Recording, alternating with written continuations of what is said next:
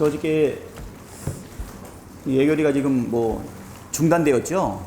예, 그래서 국정조사 받지 않으면 바로 그냥 상주로 가겠다.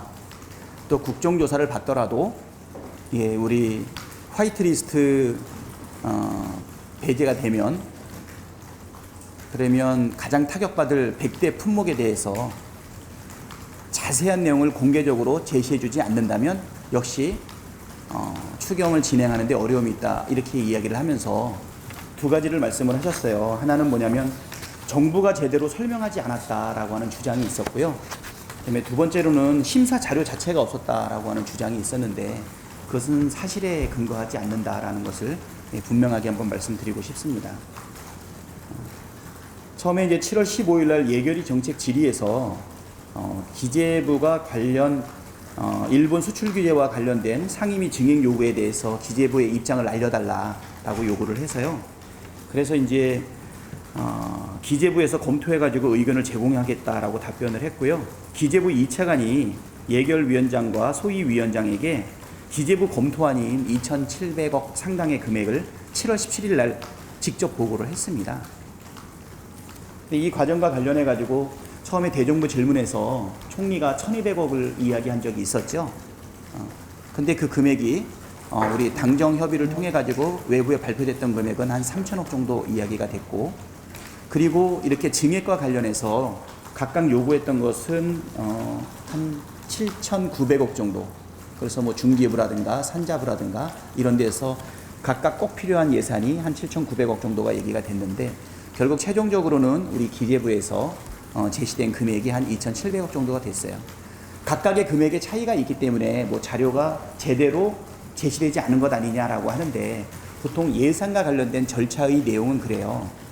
어떤 예산이 만약에 만들어져서 요구가 된다라고 이야기를 하면 첫 번째 각 부처에서 필요한 예산 요구하죠. 그래서 각 부처별로 요구되는 예산이 모아지고 나면 그것을 최종적으로 정부안으로 확정하는 과정에서 기재부가 검토해서 가감을 하지 않겠습니까? 그렇죠? 근데 요번 건 같은 경우는 특히 추경이다 보니까 정부가 이 부분을 직접 수정해가지고 진행하기보다는 추경 과정의 가감 과정을 통해가지고 예결위 심사 과정에서 확정되는 형태이거든요. 근데 이제 예결위원장이 그 절차를 모르시는 분이 아닌데 정부로 하여금 이 명확한 그 증액의 내용에 대해 가지고 제시를 해달라라고 하는 것은 심사 절차에 안 맞는 거죠. 그러니까 결국은 우리 추경을 통해 가지고 여당 의원이나 야당 의원이 정부하고 협의된 그 내용을 가지고서 추경에 반영하는 방식으로 진행이 돼야 되기 때문에 그 금액이 최종적으로 2,700억에 해당된다라고 하는 것으로 이해하는 게 맞을 것이라고 생각이 되고요. 최초에 1,200억이 총리에 의해서 제시됐던 부분은 대정부 질문 과정에서 초기에 일본과 관련된 대응에 있어서 초기에 한 1,200 정도를 계산해 가지고 제시했던 부분이지만 이러한 일본의 무역 침탈 행위, 이 보복과 관련된 이 조치 행위가 장기화될 수 있고 그렇다 그러면 수입도 다변화해야 되고 또 국산화 비율도 높여야 되기 때문에 좀 더 중장기적인 R&D와 그리고 상용화, 양성화가 필요하다. 그래서 이 금액이 확대될 필요가 있었던 것이고요. 또 중기부라든가 산자부의 각 부처에서 이 금액을 최대한 자기들이 요구하는 그 절차라든가 내용에 따라서 주장했던 금액이 한 7천억 상당까지 올라간 것이다. 이렇게 보시면 되고요. 그렇지만 추경 중에 반영해야 될 금액은 최종적으로 기재부하고 우리 당이 협의했던 금액 3천억. 그리고 제시된 금액이 3천억이고 심사가 완료된 금액은 2,700억이다라고 하기 때문에 일반적인 예산이 부처에서 논의돼서 심의되고 제시되는 그 기간까지의 절차를 보게 되면 큰 무리가 없다. 이렇게 보시면 될 것 같습니다. 특히 이제 이것이 정부가 직접적으로 이거를 고쳐가지고 반영할 수 없는 절차상의 문제가 있기 때문에 그것까지 아마 고려해 주시면 될 것 같고요. 이제 진짜 문제는 뭐냐면 여기서 이러한 내용들이 예결에서 다 제시가 됐고 진짜 문제는 화이트리스트에서 배제가 됐을 때 가장 우리 경제에 영향을 미칠 수 있는 부품이라든가 소재에 대해서 그 위험성의 우선순위를 1번부터 100번까지 나열한 롱리스트를 제출을 해달라라고 요구를 한 것이죠. 근데 이 부분은 무역과 마찰이 있는 상태에서 우리의 약점과 급소를 그대로 다 드러내는 거 아니겠어요? 이것은 마치 기업의 독특한 노하우라든가 비법을 알려달라고 하는 것과 동일한 내용이라고 생각이 되어요. 그래서 이제 기재부 입장에서는 산자부하고 함께 이 부분은 오픈하기는 어렵다. 그렇기 때문에 자료를 보여드리고 열람하고 회수해 가는 것을 전제로 했을 때 그거에 대해서 사실은 거부가 되었어요. 첫 번째 요구했던 것은 그러니까 7월 17일 날 기재부 2차관이 직접 보고를 했었고요. 그런데 100대 리스트 자료를 7월 18일 날 새벽 1시경에 요청을 하거든요. 산업부 차관이 7월 18일 날 오후 2시경에 예결위원장에게 핵심 부품 100대 리스트를 보고하나 이 자료가 공개되는 것은 곤란하니 열람 후에 회수하겠다라고 했을 때 예결위원장이 보고를 받지 않고 돌려보냈습니다. 그래서 7월 19일 날 오전에 산업부 차관이 다시 예결위원장 보고를 재추진했는데 그때도 열람만 허용하는 경우에는 보고받지 않겠다고 역시 재차 거부를 했고요. 7월 19일 오후에는 비공개를 전제로 해서 예결위 소위 논의에서 산업부 장관, 과기부 차관, 산업부 차관, 중기부 차관이 차례대로 소위장 근처에서 대기를 했어요. 근데 오후 4시에 바른미래당이 제기한 정의에 따라서 추가적으로 보고하지 못했고요. 이분들은 대기하다가 21시 이후에 귀가를 했습니다. 그래서 어저께 예결위원장의 간담회를 통해 가지고 정부가 제대로 설명하지 않았다는 주장에 대해서는 이 부분에 대해서는 완전 공개를 전제로 해서 요구했다는 부분, 이 부분에서 서로 간에 허용하는 정도가 많이 달랐다. 앞으로 정부는 예산 관련에 대해서 충분히 설명하고 성실하게 예결 소위에 심의할 것으로 지금 얘기가 되고 있습니다. 특히 7월 19일 날 이후에 공개된 장소에서 공개된 심의를 요구하는 예결위의 요구에 대해서 기재부는 이렇게 제시를 합니다. 비공개로 했으면 좋겠다. 받아들여지지 않아서요. 그러면 우리 방사청에서 예산을 심사하는 방법 있죠. 우리 군수물자에 대한 예산 심의. 이것은 뭐냐면 비공개는 하되 속기록은 남기되 대신 그 속기록에 대한 내용이 공개되는 거에서 일정한 제한을 두는 방식이거든요. 그러니까는 완전한 공개에 대해서 처음에 이제 부담을 느끼고 이렇게 제안을 했음에도 불구하고 사실 이 부분이 받아들여지지 않은 상황이다. 이렇게 생각이 됩니다. 아까 우리 원내대표께서도 말씀을 했지만 이 엄중한 시기에 경제 전장이 지금 눈앞에 있는 상황에서 우리의 모든 총력과 역량을 다 대비해서 하나로 모아야 되는 이 상황에서 이 자료를 완전히 공개하는 방식으로 그리고 속기록을 다 남기고 모든 사람이 보는 앞에서 하는 방식에 대해서는 이것은 바람직하지 않은가라고 하는 부분에 있어서 산자부는 좀 강하게 지금 이 부분에 대해서는 응하지 못하고 있는 상황이고 이거를 핑계로 해서 사실은 예결 심사를 중단하고 그리고 지역구인 상주로 내려가겠다라고 얘기하는 부분은 상당히 과도하다.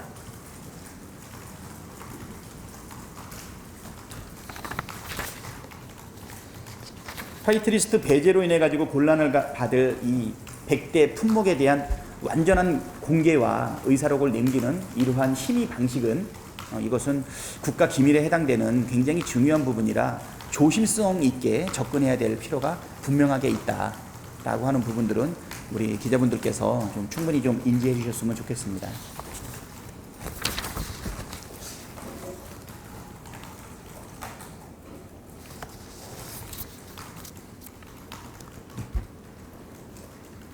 혹시 또 다른 질문 있으신가요?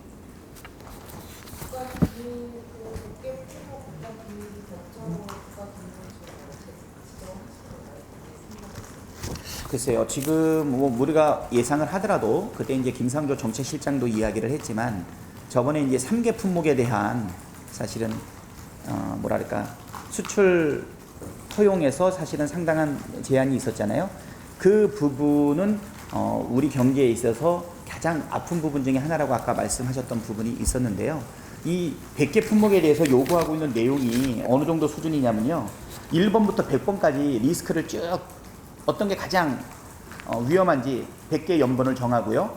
이거에 대한 구체적인 소재와 부품명 그리고 또 뭘 요구했냐면 대일 의존도가 몇 %인지까지 요구를 했고요.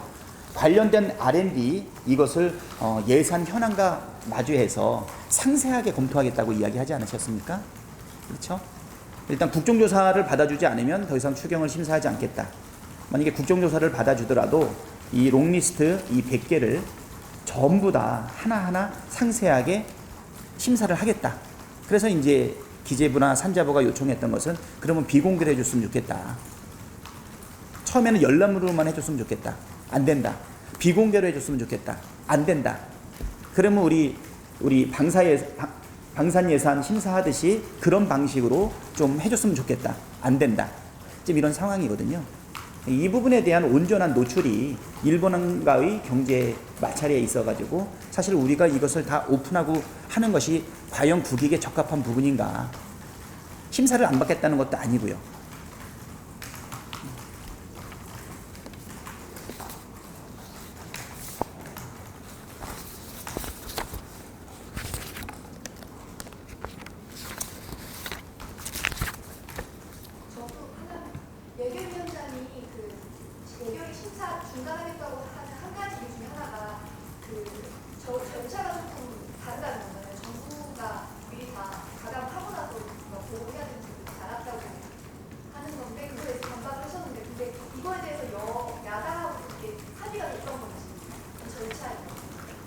지금 이것은 우리가 지금 그 추경이 국회 심의로 올라왔죠.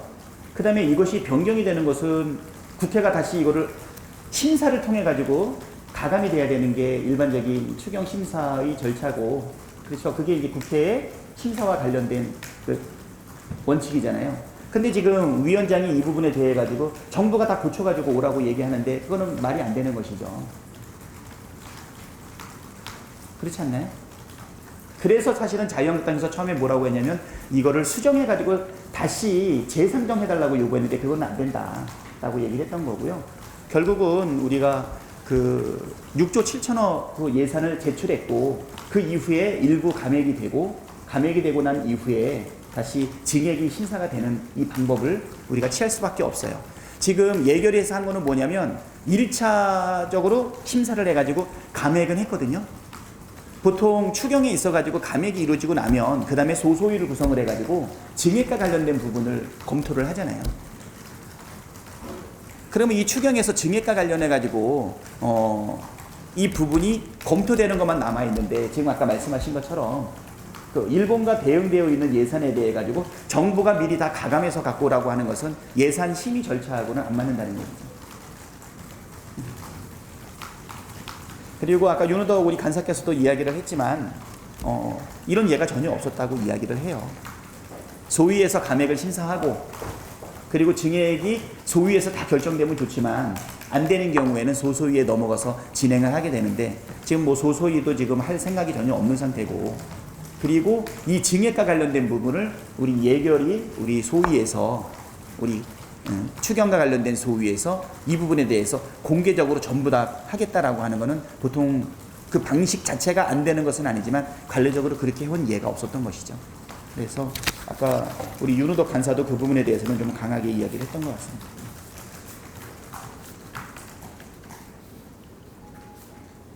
김재현 위원장은 정부 자료 제출 이유를 이제 심사를 중단하는 건 사실 핑계라고 말씀하셨는데, 네. 그러면 사실 여러 학상으로 중단된 거거든요. 교수님이 지난 박사원하고 나서 추경 조약을 할 때까지 기다리고 있었는데 입장관에서 일단 어저께 이제 김재원 그 예결위원장의 그 논조를 보니까 우리 원내대표가 하셨던 논조하고 그대로 대칭적으로 얘기하시는 것 같아요.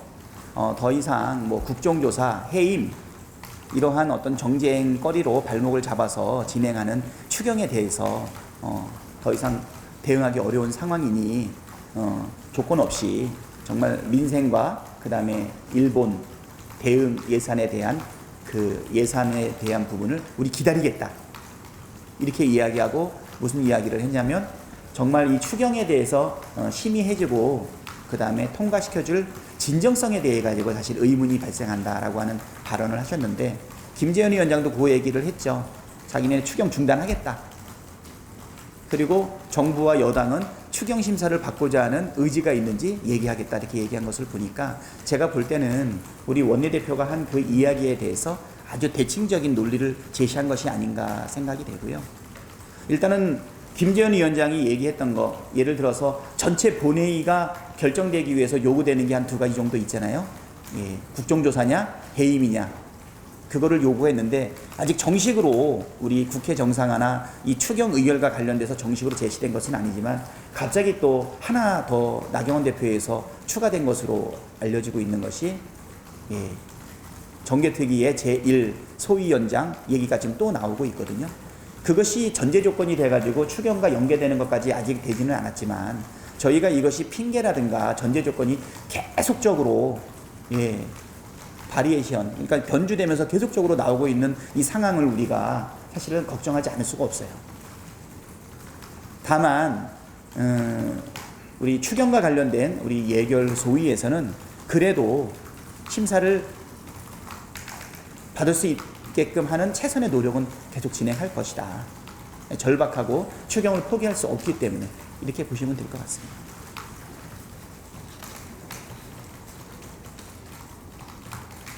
나경원 원내대표가 한국당이 정기특위 소위원장을 맡기고 한 것은 합의됐지 않은 합의된 사항들 그게 합의된 사항이 아니라 거죠. 예, 저 뭐 그 합의됐다는 그 내용 자체를 공유 받아본 적이 없어요. 네. 그리고 요번에 그 6월 28일 날 합의됐던 내용은 뭐냐면 특위의 연장이었죠. 유일한 조건은 뭐냐면 사개특위, 정개특위 하나씩 교섭단체의 다수에 따라서 하나씩 맞는 것으로만 합의가 이루어졌고요. 아니 구성이라든가 소위원장까지 다 바꾼다 그러면 이것은 연장이 아니고 재구성 아니겠어요? 전혀 재구성이 아닌 상황이다라고 하는 부분이고, 어저께 정의당의 여영국 대변인 논평을 봤는데 거기서는 사개특위 위원장 하나 맡는 것으로 부족하냐, 그리고 정개특위의 제1 소위원장까지 맡겠다라고 하는 것은 결국은 뭐 정치개혁특별위원회를 무력화하려고 하는 그런 어떤 의도가 아니겠느냐. 작년 12월 15일 이후에 여태까지 선거법 개정과 관련되어 있는 정개특위의 주요 논의에 대해서 한 번도 진지하게 협의하거나 논의한 적이 없지 않습니까?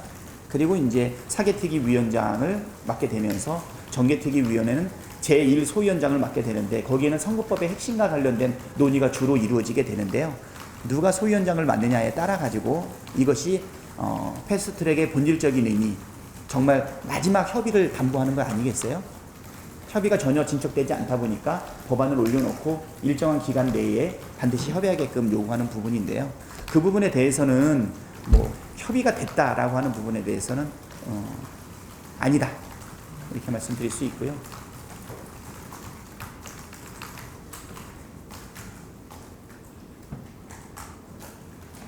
오늘 상임위 간사단과 연석회의 하셨는데 그럼 원래 정례화된 11시간 회의는 따로 진행을 안 하세요? 예, 오늘은 저희 원내대표단 청와대 상견례가 있어요. 예, 원래 이제 원내대표단이 구성이 되고 나면 바로 이제 청와대에 가서 사실은 인사를 나누는 건데, 저번에 국무총리 우리 관저도 되게 늦게 갔던 것으로 기억하거든요. 예, 청와대 요 부분도 상견례하고 인사하는 오찬이 오늘 11시 반 정도에 잡혀 있기 때문에, 그래서 합쳐가지고 한꺼번에 원내대책회의와 상임위 간사 간의 아침 미팅을 같이 했다 이렇게 보시면 될 것 같습니다. 몇몇 기자분들께서 오늘 혹시 특별히 정해져 있는 의제가 있냐라고 하고 있는데 노타이로 참석한다라는 것만 전달 받았고요. 뭐 특별한 의제는 없이 이제 가서 식사를 하면서 하지만 뭐 지금 상황이 가장 관심 있는 분야가 뭐겠어요? 뭐 추경하고 예, 그다음에 일본과 관련된 무역 규제에 대한 대응 뭐 이런 것들이 혹시 의제로 나올지 그거는 뭐 정확하게는 잘 모르겠습니다. 식사 자리이기 때문에 뭐 별 의제는 없을 것으로 생각이 되고요. 상황 봐서 아마 하지 않을까 싶기도 하고요.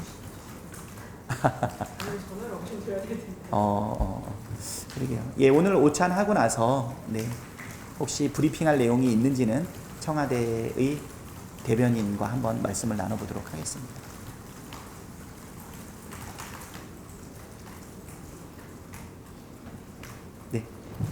저도 또 브리핑 하고 또 넘어가야 되니까.